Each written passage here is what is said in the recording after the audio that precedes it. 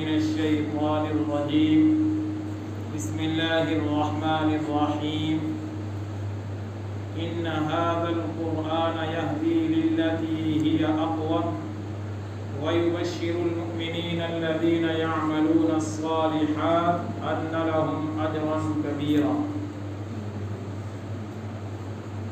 وقال رسول الله صلى الله عليه وسلم خيركم من تعلم القرآن وعلمه صدق الله وصدق رسوله النبي الكريم ونحن على ذلك لمن الشاهدين والشاكرين والحمد لله رب العالمين اللهم صل على محمد وعلى آل محمد كما صليت على إبراهيم وعلى آل إبراهيم إنك حميد مجيد اللهم بارك على محمد وعلى آل محمد كما باركت على إبراهيم وعلى آل إبراهيم إنك حميد مجيد مستورات و خواتین، میری مائیں، بہنیں اور بیٹی، ہم سب کے لیے یہ خوشی کا مقام ہے کہ اللہ تبارک و تعالی نے ہمیں اس موقع کے اوپر دینی مناسبت سے، دینی تعلق سے جمع فرمایا۔ قیامت کے دن اللہ تبارک و تعالی کی طرف سے ہر ایک مجلس کے بارے میں پوچھ ہونی ہے، اور وہ مجلس کہ جس میں دین کا، اسلام کا، اللہ کا اور جناب نبی اکرم صلی اللہ علیہ وسلم کا ذکر خیر نہ ہو، وہ مجلس اہل مجلس کے لیے باعث حسرت، افسوس اور پچھتاوے کا ذریعہ ہو۔ یہ ہماری دینی مجلس ہے اور یہ تربیتی مجلس بھی ہے، دعائیہ مجلس بھی ہے۔ ہماری یہ مجلس تعلیمی مجلس بھی ہے۔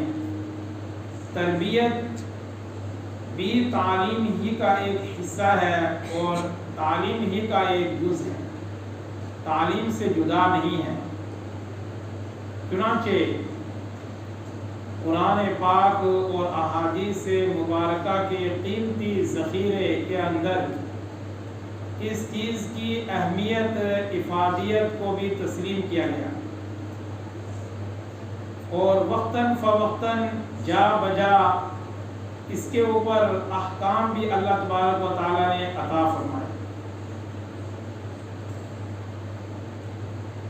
میرا اور آپ کا اور ہم تمام مسلمانوں کا آپسی تعلق وہ ایمانی تعلق ہے، وہ اللہ اور اس کے رسول صلی اللہ علیہ وسلم کا تعلق ہے۔ دنیا کے اندر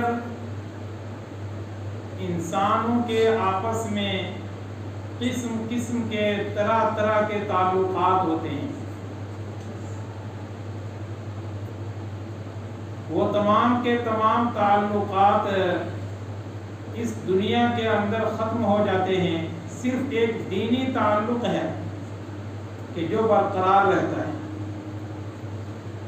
کسی آدمی سے محبت وہ اللہ کی رضا کے لیے ہو تو یہ بھی دینی تعلق ہے، کسی آدمی سے نفرت وہ اللہ کی رضا کے لیے ہو، یہ بھی دینی تعلق ہے۔ اور اس قدر مضبوط اور گہرا تعلق ہے کہ حدیث پاک کے اندر اللہ کے رسول صلی اللہ علیہ وسلم نے ایسے شخص کے لیے ارشاد فرمایا سبعۃ یظلھم اللہ فی ظلہ یوم لا ظل الا ظلہ، کہ 7 قسم کے لوگ ہیں جن کو اللہ تبارک و تعالی قیامت کے دن اپنے عرش کا سایہ نصیب فرمائیں گے۔ ان 7 قسم کے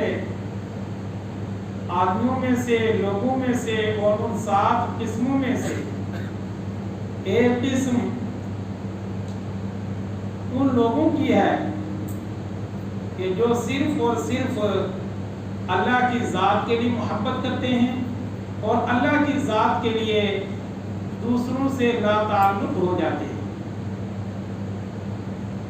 اس دینی تعلق ہی کے پیش نظر بے شمار احکامات اللہ نے عطا فرمائے، اور اس دینی تعلق ہی کے پیش نظر قرآن پاک نے الاخلاء یومئذ بعضهم لبعض عدو الا المتقین ارشاد فرمایا۔ دنیا کے اندر دوستیاں ہیں، تعلقات ہیں، ہم مزاج ہیں، تمام کے تمام آخرت میں دشمن ہو جائیں گے سوائے پرہیزگاروں کے، کہ جنہوں نے اللہ کی رضا کے لیے دوستیاں کی تھی ان کی وہاں بھی دوستیاں برقرار رہیں گی۔ الاخلاء یومئذ بعضهم لبعض عدو۔ باقی کسی کا دنیاوی کسی بھی قسم کا تعلق تھا وہ دنیا کے اندر ختم ہو گیا، حتیٰ کہ رشتہ داری، نسب، وہ بھی دنیا کے اندر ختم ہو گیا۔ قرآن پاک اس سلسلے میں یوں ارشاد فرماتا ہے فَلَا أَنْصَابَ بَيْنَهُمْ يَوْمَئِذٍ وَلَا يَتَسَاءَلُونَ۔ اس دن آپس میں نسب نہیں ہوگا، برادری نہیں ہوگی، قومیت نہیں ہوگی، علاقائیت نہیں ہوگی، یہ سب کے سب ختم ہو جائیں گے۔ وَلَا يَتَسَاءَلُونَ، ایک دوسرے کو وہ پوچھیں گے بھی، خیر خیریت، حال، مزاج شناسی ذرہ برابر بھی نہیں ہوگی۔ فَلَا أَنْصَابَ بَيْنَهُمْ، چنانچہ اس سے بڑھ کر کسی آدمی کے لیے خسران اور خسارہ نہیں کہ دنیا کے اندر وہ ساتھ میں رہے، دنیا کے اندر ایک دوسرے کے نسب سے ہیں، لیکن قیامت میں وہ ایک دوسرے سے جدا ہو چکے ہیں۔ اور یہ حالت کسی ایک خاص آدمی کی نہیں بلکہ کائنات میں جتنے بھی بسنے والے ہیں تقریباً ان سب کی یہی حالت ہو۔ قرآن پاک نے اس سلسلے میں بنیادی ایک حکم دیا، یا ایھا الذین آمنوا لا تلہکم اموالکم ولا اولادکم عن ذکر اللہ، کہ اے ایمان والو لا تلہکم اموالکم، تمہیں تمہارے مال اور تمہاری اولاد اللہ کی یاد سے غافل نہ کر دیں، بے خبر نہ کر دیں۔ ایسا نہ ہو کہ تم ان کی بیجا محبت کے اندر آ کر خلاف شرع، شریعت کے خلاف کام کرنے لگو، اور تم یہ کہو کہ کسی کے اندر بچے کی خوشی ہے، ہماری خوشی ہے، اس کو مطمئن کرنا تھا، یہ اس سے باز رہنا، بچ کے رہنا۔ انما اموالکم و اولادکم فتنہ، تمہارے مال اور تمہاری اولاد یہ آزمائش ہے،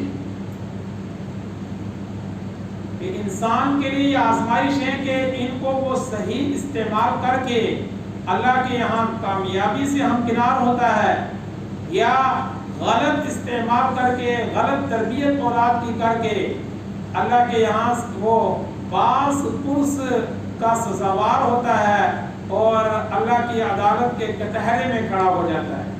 لہذا ان سے محتاط رہنا، چوکنا رہنا، ہوشیار رہنا۔ فاحذروہم، پورے طریقے سے چوکسی، بیدار مغز رہنا۔ المال والبنون زینت الحیات الدنیا، مال اور اولاد یہ دنیاوی زندگی کی رونق ہیں، یہ یہیں ختم ہو جانی ہیں۔ اللہ کے پاس جانے والے جو کام ہیں وہ کام کرو جو دائمی کام ہیں۔ جب ایک انسان کو یہ معلوم ہے کہ میں نے اس کائنات سے جانا ہے، میں نے اس کے لیے کیا کر کے رکھا ہے، اگر وہ اس کے اوپر غور و خوض نہیں کرتا ہے تو وہ نادان ہے۔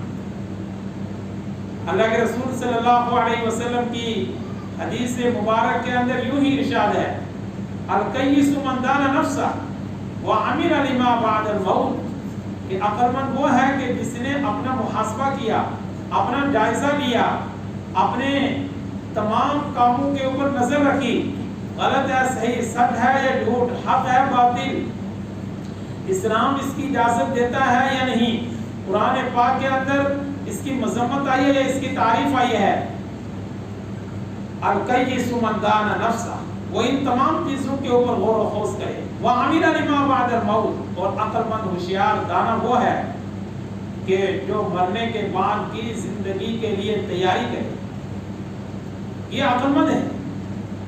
دنیا کی قسم قسم کی ٹیکنالوجی، اس کے اوپر فخر اور دنیاوی ترقی اور اس کے اوپر آپس میں ایک دوسرے سے آگے بڑھنا، مقابلہ آرائی اس حد تک رکھنا، یہ کوئی عقل مندی کی نشانی نہیں ہے۔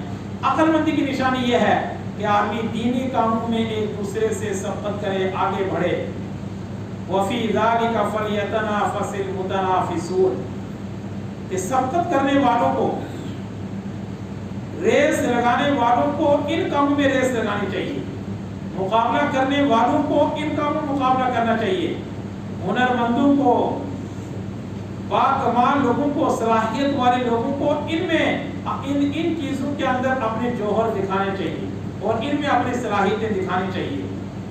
چنانچہ نبی کریم صلی اللہ علیہ وسلم کے سامنے کوئی صحابہ کے احوال اس طرح کے پیش ہوئے کہ انہوں نے نبی کریم صلی اللہ علیہ وسلم سے گزارش کی کہ مالدار صحابہ کرام عبادات بھی کرتے ہیں، مال بھی خرچ کرتے ہیں، یہ ہم سے آگے بڑھ گئے۔ اللہ کے رسول صلی اللہ علیہ وسلم نے انہیں ارشاد فرمایا کہ آپ سبحان اللہ، الحمدللہ، اللہ اکبر کلمات پڑھو۔ چنانچہ وہ پڑھنے شروع ہو گئے۔ جب مالدار حضرات نے یہ سنا اور ان کو معلوم ہوا، ان کے علم میں یہ بات آئی، تو انہوں نے بھی شروع کر دیے۔ چنانچہ پھر دوبارہ نبی کریم صلی اللہ علیہ وسلم سے یہ تمام باتیں پیش ہوئی۔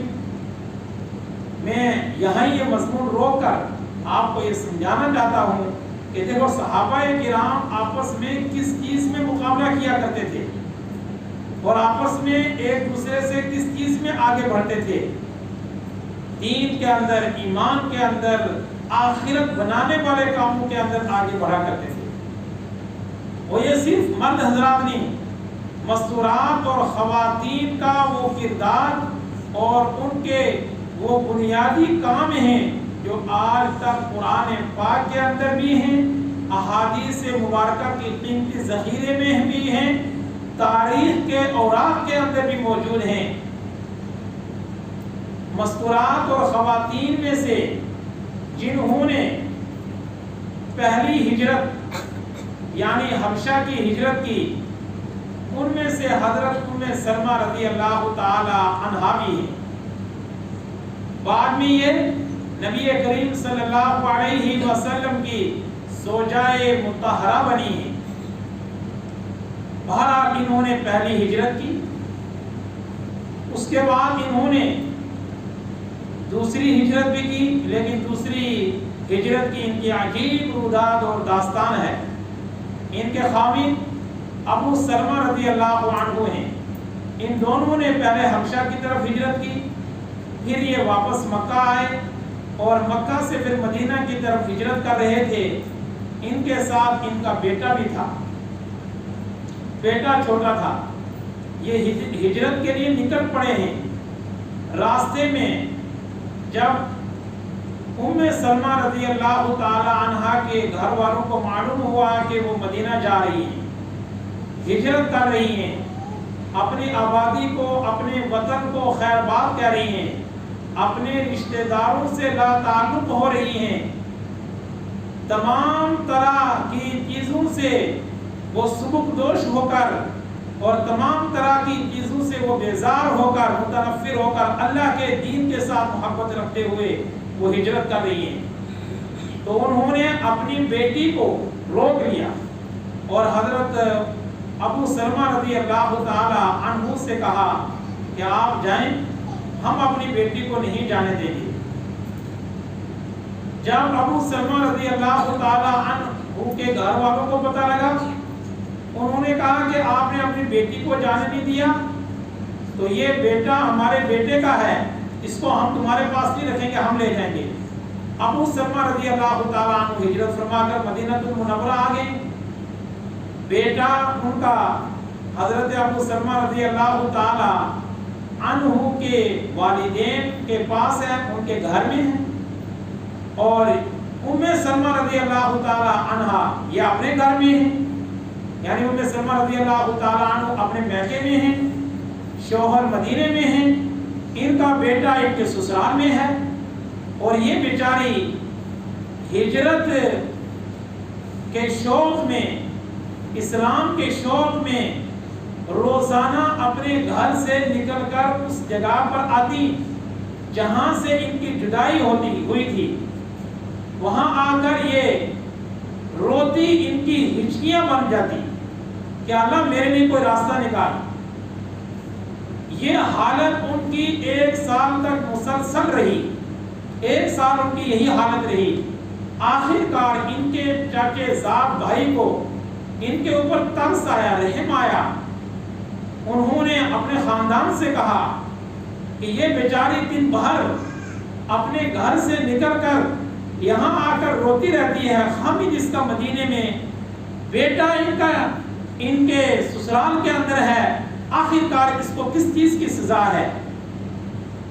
چنانچہ ان کی اس کہنے کے اوپر، اس ترغیب کے اوپر گھر والوں نے کہا کہ تو ہجرت کر سکتی ہے، تنہا عورت کی ذات ہے، اللہ کے علاوہ کوئی بھی اس کے ساتھ نہیں ہے، وہ اللہ کی یاد میں اپنے اس ایمان کے ولولے کے اندر، ایمان کی اس محبت کے اندر سرشار ہو کر وہ مکہ سے نکل پڑی ہیں، جبکہ مکہ اور مدینہ کا راستہ کوئی قریب نہیں، 500 کلومیٹر، 450 کلومیٹر، اور اس وقت 450 اور 400 کلومیٹر کے درمیان اس وقت بھی فاصلہ ہے، اور اس وقت وہ زمانہ اور یہ زمانہ، اس وقت صحرا ہے، جنگل ہے، سنگلاخ پہاڑیاں ہیں، درندے ہیں، بیچ میں قبائل ہیں، تنہا صرف اور صرف دین اور اسلام کے لیے،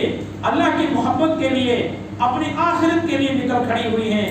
راستے میں ایک صحابی نے ان کو دیکھا، پوچھا کدھر؟ کہا کہ میں مدینہ جا رہی ہوں، اللہ کے دین کے لیے ہجرت کر رہی ہوں۔ کہا ساتھ میں کون ہے؟ کہا ساتھ میں کوئی نہیں، میرا خدا ہی میرے ساتھ ہے۔ اس حال میں وہ نکلی ہیں، چنانچہ ان صحابی نے ان کی سواری کو پکڑا اور وہ سیدھا مدینہ ان کو لے کر آئے ہیں، اور ان صحابی کے بارے میں کہا کرتی تھی کہ ان سے زیادہ امانت دار میں نے شخص نہیں دیکھا ہے۔ یہ کسی مرد کا واقعہ، کسی بہادر کا واقعہ، کسی ہیرو کا واقعہ، کسی پہلوان کا واقعہ نہیں ہے، یہ ایک عورت کا واقعہ ہے، عمر بھی چھوٹی ہے بھی اکیلی، ان کو معلوم ہے کہ راستے میں طرح طرح کے خطرات ہیں، غیروں کی طرف سے بھی حملے ہونے کا اندیشہ ہے، اور اس کے علاوہ راستہ پرپیچ ہے، پیچیدہ راستہ ہے، کیسے میں پہنچوں گی؟ سب کو بالائے طاق رکھتے ہوئے، ان سب کے جانتے ہوئے بھی نظر انداز کرتے ہوئے اللہ کے دین کے لیے اٹھ کھڑی ہوتی ہیں۔ یہ وہ صحابیاں ہیں جو بعد میں چڑھ کر نبی کریم صلی اللہ علیہ وسلم کی زوجہ مطہرہ بنی ہیں۔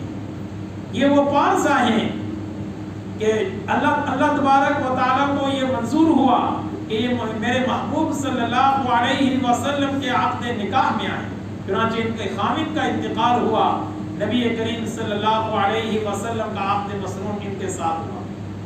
اور صرف یہ صحابیہ ہی نہیں، ان کے علاوہ اسلام میں سب سے پہلے جن کے اوپر شدید حملے ہوئے ہیں اور اس قدر ان کے اوپر مصائب کے پہاڑ ٹوٹے ہیں، ظلم و ستم کی چکی کے اندر وہ پس کر رہ گئی ہیں، ان میں سے حضرت سمیہ رضی اللہ تعالی عنہا بھی ہیں. یہ وہ پہلی صحابیہ ہیں کہ جنہوں نے ظلم کو برداشت کرتے ہوئے اپنی جان اللہ کے سپرد کر دی، اللہ کے حوالے کر دی. ان کو ان کی ایک ٹانگ کو ایک اونٹ کے ساتھ باندھا جاتا، دوسری کو دوسری اونٹ کے ساتھ، دوسرے اونٹ کے ساتھ باندھ دیا جاتا اور پھر اونٹوں کو دوڑا دیا جاتا. ایک تو ایک ہی اونٹ کیا کم تھا، پھر دو اونٹ، پھر وہ دوڑنے میں بھی آپس میں آگے پیچھے دوڑے، جسم ان کا زمین کے اوپر مسل کھائے، رگڑے، ان کا جسم وہ زمین کے ساتھ لگ کر تکلیف کے اندر مبتلا ہو. یہی کیا کچھ کم تھا.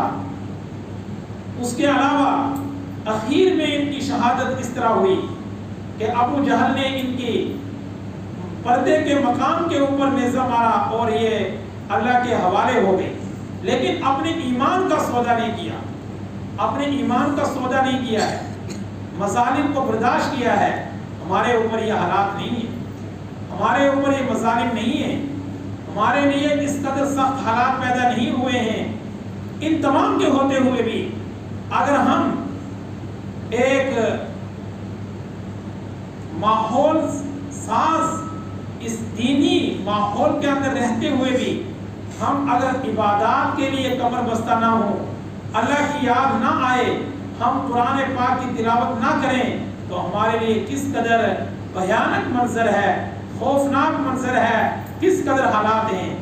اور یہ بھی انتہائی اہم بات ہے، ہماری اس ریاست جموں کشمیر کے مفتی اعظم حضرت مفتی نذیر احمد صاحب دامت برکاتہ العالیہ، انہوں نے اپنی ایک واضح نصیحت میں ارشاد فرمایا کہ جو آدمی حالات ماحول کے ہوتے ہوئے حالات سازگار ہیں، ماحول میسر ہے، اس کے باوجود بھی اس کو نیکی کے کام جو کرنے چاہیے تھے وہ نہیں کر رہا ہے، اللہ تبارک و تعالیٰ ایسی حالات بناتا ہے کہ ان حالات میں آ کر وہ کرنا بھی چاہے تو نہیں کر سکے گا، اللہ محروم کر دیتا ہے.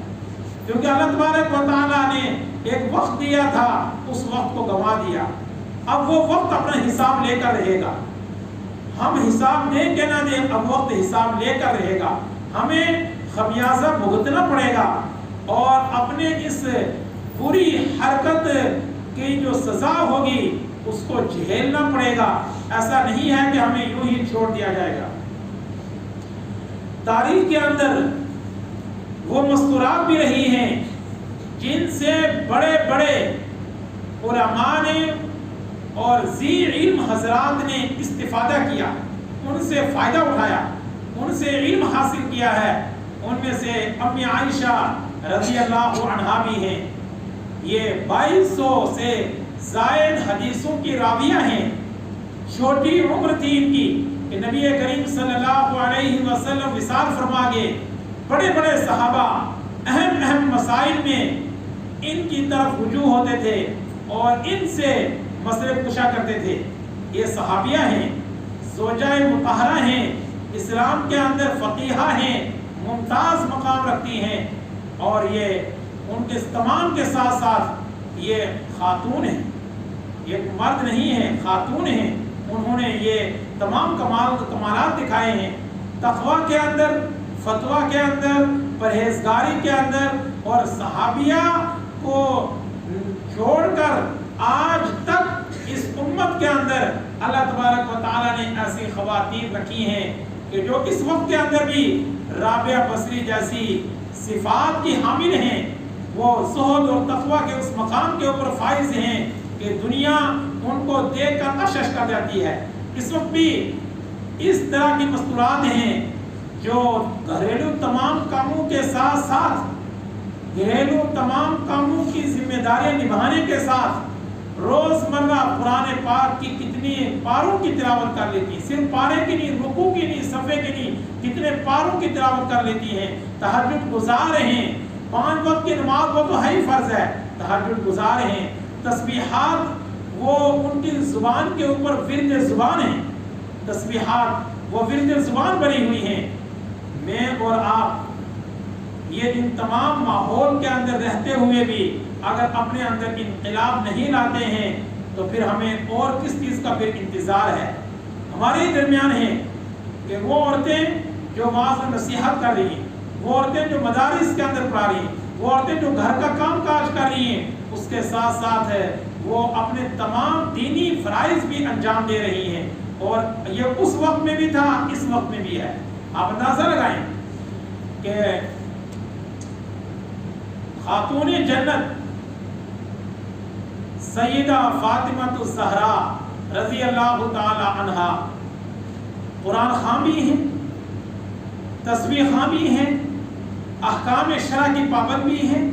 اس کے ساتھ ساتھ اپنے گھر کے اندر اپنے ہاتھ سے چکی چلایا کرتی تھی، آٹا پیسا کرتی تھی، گھریلو کام اپنے ہاتھ سے کیا کرتی تھی. آج ہمارے لیے بڑی آسانیاں ہیں، آٹا گوندنے کی مشینیں ہیں، مسالے کی مشینیں ہیں، کپڑے دھونے کی مشینیں ہیں، قسم قسم کی سہولیات ہمارے لیے ہیں. اور ہماری زبان کے اوپر اللہ کا شکر نہیں ہے، پھر بھی ناشکری ہے اور شوہروں کی نافرمانی ہے. اللہ کے رسول صلی اللہ علیہ وسلم نے ارشاد فرمایا کہ عورت جو جہنم میں جائے گی ان تمام وجوہات میں سے ایک وجہ یہ بھی ہے کہ وہ شوہروں کی نافرمانی کرتی ہیں، بدتمیزی سے پیش آتی ہیں، ان کے ادب اور مقام کا خیال انہیں نہیں رہتا ہے، مقام اور مرتبے کا لحاظ نہیں رہتا ہے. ان میں سے یہ بات بھی ہے. اللہ کے رسول صلی اللہ علیہ وسلم نے جو وعدے مردوں کے لیے کیے ہیں وہ عورتوں کے لیے بھی ہیں. کئی عورتیں ہیں جو جنگ کے اندر جذبہ یہ رکھا جایا کرتی تھی کہ ہمیں بھی ثواب ملے. اب وہ کام نہیں کر پاتی تھی جو مردوں کا کام تھا. وہ پھر کس لیے جایا کرتی تھی؟ وہ مشکیزے کے اندر پانی بھر بھر کر لا کر مردوں کو پلایا کرتی تھی. مشکیزے کے اندر پانی بھر کر وہ مرہم پٹی کیا کرتی تھی، وہ کپڑے کاٹ کے رکھا کرتی تھی جو زخموں کے اوپر لگایا کرتے تھے کہ ہمیں بھی اس کا ثواب ملے گا. یہ دینی شوق تھا، یہ دینی جذبہ عورتوں کا تھا کہ جس کی وجہ سے اللہ کے رسول صلی اللہ علیہ وسلم نے حدیث پاک کے اندر ان کی بشارتیں سنائی. بہت ساری عورتوں کے فضائل صرف اسی بابت کے اوپر آئے ہیں کہ وہ یہ کام جا کر جنگوں کے اندر کیا کرتی تھی. قصر و کرسی کے عالم میں کچھ نہیں تھا، بے سر و سامانی کے عالم میں وہ اٹھ کھڑی ہوا کرتی تھی. یہ جذبہ عورتوں کے اندر. خیرکم من تعلم القرآن وعلمہ، یہ صرف مرد حضرات کے لیے نہیں بلکہ عورتوں کے لیے بھی. تم میں سب سے بہترین وہ ہیں جو قرآن پاک پڑھیں اور قرآن پاک پڑھائیں. بہترین مشغلہ ہے، تمام لوگوں میں سب سے زیادہ مقام رکھنے والی بنیادی یہ اللہ کی کتاب ہے. یہی اللہ کی کتاب ہے، یہ ہمارے لیے دستور حیات ہے، زندگی گزارنے کا قانون ہے، زندگی کو سنوارنے کے لیے تعلیمات ہیں. یہ ہمارے لیے عبرت بھی ہے. دیگر قوموں کے احوال ہمارے سامنے پیش ہوئے، یہ ہمارے لیے یادگار ہے. ہمیں یہ بار بار جھنجھوڑتی ہے، ہمیں یہ بار بار سبق دیتی ہے کہ اپنے آپ کو سنبھالو، برائیوں کے اندر مبتلا مت ہو، اچھائیاں کرو، نسلیں سدھرے گی، دین ایمان بنے گا، آخرت سدھرے گی، اللہ خوش ہوگا، خزانہ غیب سے تمہارے کام بنیں گے. خیرکم من تعلم القرآن وعلمہ. اور یہ ادارہ اس کا بنیادی وجود اسی کے لیے ہے، خیرکم من تعلم القرآن وعلمہ. جس نے قرآن پاک کو اپنایا، اس کو پڑھا، اس کی تلاوت ہی کی، اس کے لیے بھی بے شمار ثواب ہیں. احادیث مبارکہ کے اندر بے شمار ثواب آئے. خاص طور پر ایک میں بات بتاتا ہوں. حضرت اکرمہ رضی اللہ تعالی عنہ مشہور صحابی رسول صلی اللہ علیہ وسلم ہیں. فتح مکہ کے موقع کے اوپر مسلمان ہوئے ہیں اور ان کے والد وہ دشمنان اسلام میں سے چوٹی کے ہیں، ابو جہل، لیکن یہ خود صحابی رسول ہیں. یہ اس آیت کے بارے میں وَمِنْكُمْ مَنْ يُرَدُّ إِلَىٰ أَرْذَلِ الْعُمُرِ، اس آیت کے بارے میں کہ جس آیت کا معنی یہ ہے، ترجمہ یہ ہے وَمِنْكُمْ مَنْ يُرَدُّ إِلَىٰ أَرْذَلِ الْعُمُرِ، تم میں سے کچھ لوگ وہ ہیں جن کو نکمی عمر کی طرف لوٹا دیا جاتا ہے، یعنی ایسی عمر کے اندر کہ جس میں آدمی کے اعضاء کام کرنے چھوڑ دیتے ہیں، حتیٰ کہ دماغی توازن بھی برقرار نہیں رہتا ہے، اس عمر کے اندر بھی لوگ پہنچا دیے جاتے ہیں۔ حضرت اکرمہ رضی اللہ تعالیٰ عنہ کہتے ہیں کہ جو قرآن پاک کی تلاوت کو معمول بنائے، اللہ تبارک و تعالیٰ اس کو اس آفت سے نجات عطا فرمائیں گے، آخر وقت تک اس کے اعضاء صحیح سالم رہیں گے، جسم کے جوڑ وہ تندرست رہیں گے، اور کان آنکھ وہ جواب نہیں دے گی، کوئی بھی اس سے جواب نہیں دے گا، دماغ دن بہ دن اس کا وہ نور اور روشنی سے مالا مال، معطر اور منور رہے گا، جو قرآن پاک کی تلاوت کا معمول بنائے۔ اور یہ کتاب ہدایت ہے، کتاب تلاوت بھی ہے، کتاب تعلیم بھی ہے، اس کو سکھانا بھی ہے، اس کی تلاوت بھی کرنی ہے، اس کے معانی اور مطالب کو سمجھنا بھی ہے۔ اسی سے ہمیں پتہ لگے گا اللہ کی اس کتاب کا ہم سے کیا مطالبہ ہے، ہم سے مانگ کیا ہے۔ قرآن پاک کہتا ہے ان ھذا القرآن یہدی للتی ہی اقوم، بلا شبہ یہ قرآن رہبری کرتا ہے اس راستے کی جو راستہ بالکل سیدھا ہے، اور سیدھے کی تفسیر کی کہ جو درمیانی راہ ہے، جو درست راہ ہے، جو حق تک پہنچانے والی راہ ہے، جو منزل مقصود عطا کرنے والی ہے۔ انسان اس کے پیش نظر سوچتا ہے کہ میرا عقیدہ، میرا نظریہ کیا ہونا چاہیے، کن کاموں کو مجھے کر کے اپنے ایمان کو بچانا ہے، کن کاموں کی وجہ سے میرا ایمان ضائع ہو جائے گا۔ اور یہی ہوا، صحابہ کرام نے رضوان اللہ علیہم اجمعین، انہوں نے اپنے مال کو داؤ پر لگایا، جان کو داؤ پر لگایا، لیکن ایمان کا سودا نہیں کیا ہے۔ صحابی رسول صلی اللہ علیہ وسلم، ان کو اخیر وقت میں کہا جاتا ہے کہ آپ کے بدلے میں اگر نبی کریم صلی اللہ علیہ وسلم اس مقام کے اوپر ہوں تو آپ کو کیسا محسوس ہوگا؟ آپ صرف یہ کہہ دیں کہ مجھے اچھا محسوس ہوگا۔ خلاصہ کلام یہ تھا، انہوں نے کہا کہ میں اس حالت میں رہتے ہوئے کہتا ہوں یہ تو بہت بڑی بات ہے کہ اگر میں اپنے اہل و عیال میں صحیح تندرست ہوں، عافیت سے ہوں، اور نبی کریم صلی اللہ علیہ وسلم کو ایک کانٹا بھی چبھ جائے، مجھے یہ بھی گوارا نہیں ہے۔ یہ ان کا ایمان تھا کہ جس ایمان کے پیش نظر ان نے اپنی حالت اور کیفیت یہ بنا کر رکھی ہوئی تھی، اسی ایمان کا تقاضا ہم سے بھی ہے، اور وہ ایمان بنے گا قرآن پاک کی تلاوت سے۔ جو بھی کائنات میں آدمی عبادات سے دور ہے، عبادات کے اندر دل نہیں لگتا، مزہ نہیں آتا، لطف اور سرور نہیں آتا، وہ قرآن پاک کی تلاوت شروع کر، رفتہ رفتہ دھیرے دھیرے اللہ کے کلام سے انتہائی محبت ہوگی، اس کا نور سینے میں آئے گا، دل کے اندر سے تمام طرح کی غلاظت، گندگی، گناہ کی نحوست وہ دھل جائے گی، عبادات سے وہ حلاوت، چاشنی محسوس کرے گا۔ قرآن پاک کی تلاوت اور قرآن پاک کو بغیر سوچے سمجھے پڑھنے کے اوپر بھی احادیث مبارکہ کے اندر ثواب ہے، بشارتیں بغیر سوچے سمجھے پڑھنے کے اوپر بھی، یہی وہ کتاب ہے بغیر سوچے سمجھے پڑھنے کے اوپر بھی اللہ تبارک و تعالیٰ نے اس کے ثواب رکھا ہے۔ آدمی اور کسی آدمی کو پڑھنا نہیں آتا، وہ انگلی پھیرے اور کہتا جائے کہ اللہ جو کچھ تو نے کہا یہ سچ ہے، میرا اس کے اوپر ایمان ہے، اس کے اوپر بھی اللہ نے ثواب رکھا ہے، جو اس حالت تک پہنچ گیا ہے۔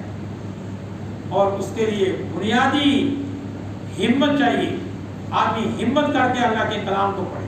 ہم گھر کے اندر برکت کے لیے ہزاروں کام کرتے ہیں، لیکن سب سے بنیادی کام ہے اللہ کی کتاب کی تلاوت۔ صدقہ یہ جہاں خیر و برکت کو لاتا ہے، مصیبتوں کو بھی ٹالتا ہے، اور صدقے کے لیے بہترین مصارف وہ مدارس اسلامیہ رشتہ دار ہیں، مدارس اسلامیہ ہیں کہ ان میں صدقے کا ڈبل ثواب ہے، دوہرا اجر ہے۔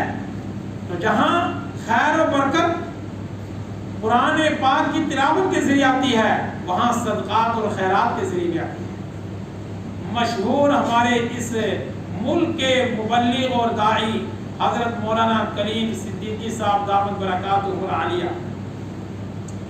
انہوں نے اپنے ایک بیان کے اندر ارشاد فرمایا کہ مالدار وہ تو درکنار ہیں، میں ہر غریب سے چندہ وصول کرتا ہوں، اور وہ اس نظریے سے، اس نیت سے کرتا ہوں کہ قرآن پاک کے اندر اللہ کی طرف سے وعدہ ہے، بشارت ہے، یمحق اللہ الربا ویربی الصدقات، کہ اللہ سود کو گھٹاتا ہے، صدقات کو بڑھاتا ہے۔ میں اس نیت سے لیتا ہوں تاکہ ان کی غربت ختم ہو، ان کی تنگ دستی ختم ہو، اور یہ بھی مالدار بنے۔ جب صدقہ دیں گے مالداری آئے گی، نہ کہ غربت آئے گی، اللہ کی طرف سے مالداری آئے گی۔ تاکہ میں جان بوجھ کر ان سے لیتا ہوں تاکہ اللہ تبارک و تعالی ان کو مالدار بنائے، صاحب حیثیت بنائے، اور وہ اس وجہ سے اللہ کے کلام کے اوپر اپنے ایمان کو مضبوط کریں، پہلے سے زیادہ ان کا ایمان ہو۔ اس لیے میں کرتا ہوں کہ جب وہ دیکھیں کہ ہم غریبی کے عالم میں تھے، ہم نے صدقہ نکالنا شروع کیا، اللہ پاک نے مالدار بنا دیا۔ اس کا مطلب قرآن پاک جو کہہ رہا تھا وہی سچ تھا، ہمارے دماغ میں آئے کہ نہ آئے۔ یہ خیر و برکت لانے والی چیزیں ہیں۔ کوئی مسافر ہے اس کو کھانا کھلانا، کسی محتاج کی مدد کرنا، یہ خیر و برکت کے ذریعے، اور یہ وہ بنیادی کام ہیں، بنیادی کام ہیں۔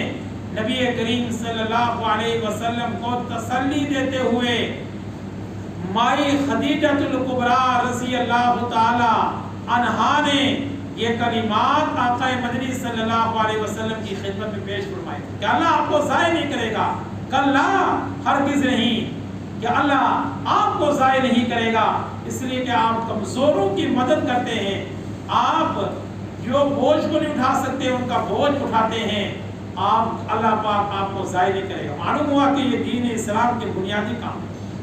جہاں کسی بیماری کا علاج نہ ہو، حدیث پاک کے اندر آیا کہ صدقے کے ذریعے بیماریوں کا علاج کرو، صدقہ بیماریوں کا علاج ہے، اور اس کے لیے بہترین مصارف، بہترین جگہیں، بہترین مستحق صدقے کا وہ دینی اور مدارس اسلامیہ ہیں، دینی ادارے ہیں، مدارس اسلامیہ ہیں۔ یا اسی طریقے سے رشتہ دار ہے، اس میں بھی دوہرا اجر ہے، ایک رشتہ داری، صلہ رحمی کا، حقوق ادائیگی کا، اور ساتھ میں صدقے کا بھی ثواب ہے۔ اسی طرح جہاں ہم اپنے گھروں کے اندر اور بھی بہت سارے کام کرتے ہیں، ان میں سے یہ کام بھی ہیں، ہمارے دوائی لاتے ہیں، اس کے اوپر ہزاروں روپے خرچ کر رہے ہیں، لیکن ہم ثواب کی نیت سے قرآن پاک کی تعلیم کے پیش نظر ہم شہد کو بھی لا کر رکھیں۔ شہد یہ شفا کا ذریعہ ہے، خود قرآن پاک کہتا ہے، اور صحابہ کرام کا معمول تھا۔ بہت سارے صحابہ کرام میں کوئی بھی بیماری ہوئی، وہ یہاں تک ان کے لیے آتا کہ پھوڑا ہو جاتا اس کے اوپر بھی شہد لگاتے ہیں۔ قرآن پاک نے کہا ہے کہ یہ شفاء للناس، لوگوں کے لیے شفا ہے۔ بول رہے ہیں اللہ کے رسول صلی اللہ علیہ وسلم نے کلونجی کے دانے بتائے ہیں، کلونجی بتائی ہے، کلونجی کا تیل بھی استعمال کریں، کلونجی لا کے رکھیں۔ یہ ہمارے گھروں کے اندر خیر اور برکت کا ذریعہ ہے۔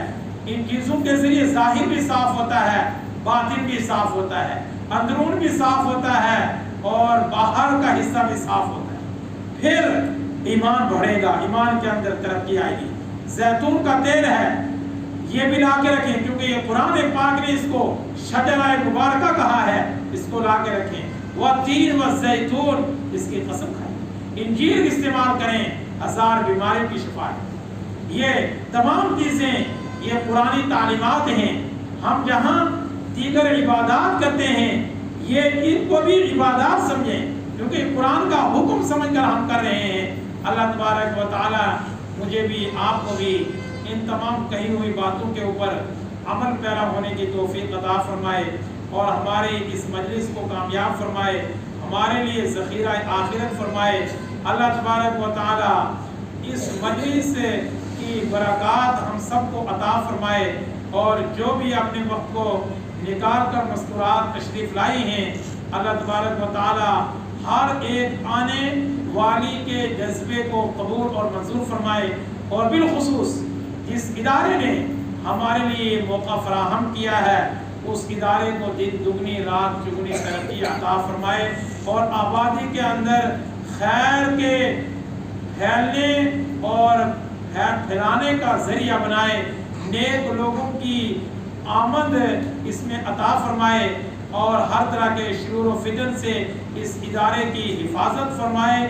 اور اللہ تبارک و تعالی جس دینی جذبے دینی مقصد کے پیش نظر اس کا افتتاح ہوا ہے اس کے اندر بھرپور کامیابی عطا فرمائے۔ اللہ تبارک و تعالی بانیان کے اس اخلاص کو اور اس جذبے کو قبول فرما کر اپنے یہاں پوری امت مسلمہ کی طرف سے اس کو قبول فرما کر پوری امت مسلمہ کے لیے ہدایت کا ذریعہ بنائے۔ وآخر دعوانا ان الحمدللہ رب العالمین۔ اللهم لك الحمد كله ولك الشكر كله ولك الثناء كله۔ اللهم صل على محمد وعلى آل محمد كما صليت على إبراهيم وعلى آل إبراهيم إنك حميد مجيد۔ اللهم بارك على محمد وعلى آل محمد كما باركت على إبراهيم وعلى آل إبراهيم إنك حميد مجيد۔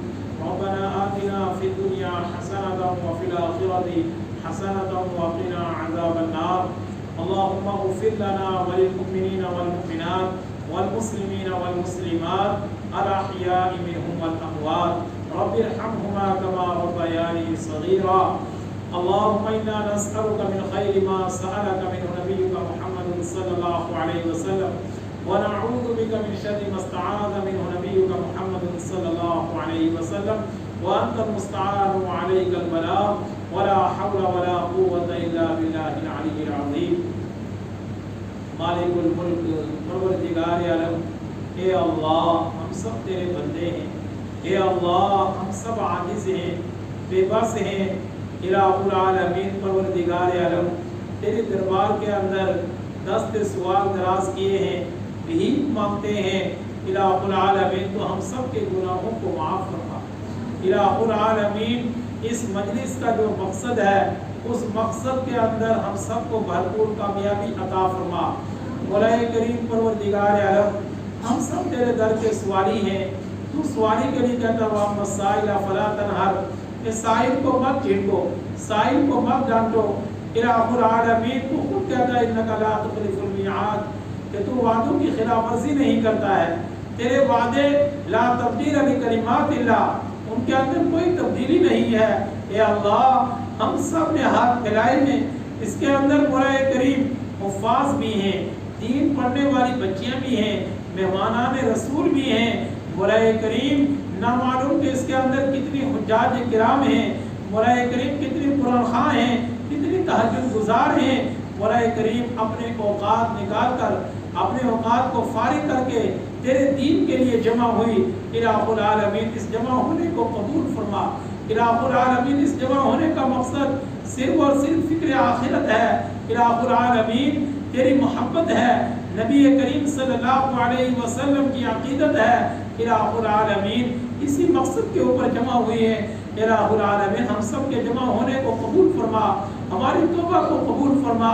الہ العالمین ہم نے رات کی تاریکی میں دن کے اجالے میں جانتے ہوئے انجانے میں جس قدر تیری نافرمانیاں کی ان تمام کو معاف فرما۔ الہ العالمین تجھے عاجزی پسند ہے، الہ العالمین تجھے مولا کریم بے بسی پسند ہے۔ مولا کریم اسی وجہ سے تو نے کبر اپنی صفت رکھی ہے کہ عاجزی مولا کریم پروردگار عالم تجھے پسند ہے۔